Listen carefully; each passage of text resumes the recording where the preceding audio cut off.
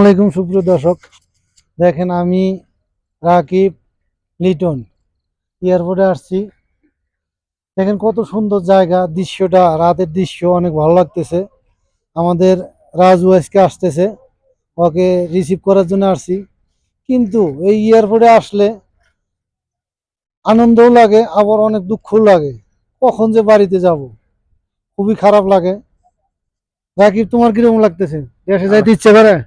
ইনশাল্লাহ দেশে তো যাওয়ার ইচ্ছা করে মনে করেন এয়ারপোর্টে যখন আসি অবশ্যই মনে করেন দেশের কথা মনে হয়। এমনি যতক্ষণ মনে করেন ডিউটি অবস্থায় থাকি এত সময় তো মনে করেন এই বাড়ির কথা কম মনে হয়, কিন্তু এয়ারপোর্টে যে সময় আসি অবশ্যই মনে করেন দেশের কথা মনে হয়। ঠিক আছে।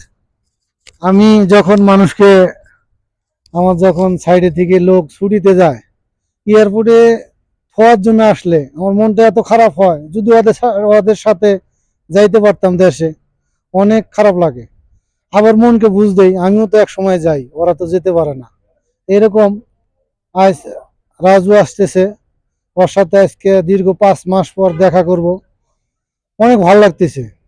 ওর হয়তো দেশ থেকে আসার সময় অনেক খারাপ লাগতেছে, কিন্তু আমাদের অনেক ভালো লাগতেছে। ওর সাথে দেখা করব, মাশাল্লাহ। ওর সাথে দেখা করে আপনাদেরকে একটা ভিডিও দিব ওকে যখন রিসিভ করব। আল্লাহ হাফেজ।